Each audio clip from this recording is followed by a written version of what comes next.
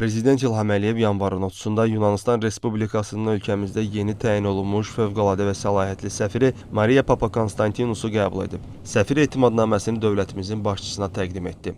Prezident İlham Əliyev səfirlə söhbət etdi. Dövlətimizin başçısı Yunanistanın baş naziri Kyriakos Mitsotakislə COP29 çərçivəsində ölkəmizdə ötən ilin sentyabrında BMT-nin New Yorkdakı mənzil qərargahında, həmçinin digər beynəlxalq tədbirlər çərçivəsində görüşlərini məmnunluqla xatırladı. Həmin görüşlər əsnasında ikitərəfli əlaqələrimizin müxtəlif aspektləri ilə bağlı səmərəli müzakirələrin aparıldığını vurğuladı. Bu dialoqun münasibətlərimizin inkişafı üçün çox önəmli olduğunu dedi. Ölkələrimizin müxtəlif sahələrdə, o cümlədən bugün qlobal təhlükəsizlikdə mühüm amil olan enerji təhlükəsizliyi sahəsində əməkdaşlıq etdiklərini deyən Azərbaycan prezidenti, gələcəkdə biznes nümayəndələri arasında daha çox təmasların olacağına, qarşılıqlı investisiya qoyuluşunun həyata keçiriləcəyinə, tərəfdaşlığımızın inkişaf etdirilməsində hər iki ölkənin səfirlərinin vacib rol oynayacaqlarına ümidvarlığını bildirdi. Dövlətimizin başçısı səfirə fəaliyyətində uğurlar arzuladı. Maria Papakonstantinus ölkəmizə səfir təyin olunmasından şərəf hissi keçirdiyini bildirərək, yaşıl enerji, kənd təsərrüfatı və digər sahələrdə ikitərəfli əlaqələrimizin inkişafı üçün səylərini əsirgəməyəcəyini dedi. Səfir ölkələrimiz arasında birbaşa hava əlaqəsinin olmasının önəminə toxundu. Söhbət zamanı siyasət, iqtisadiyyat, energetika, investisiyalar, nəqliyyat, mədəniyyət, incəsənət, təhsil, turizm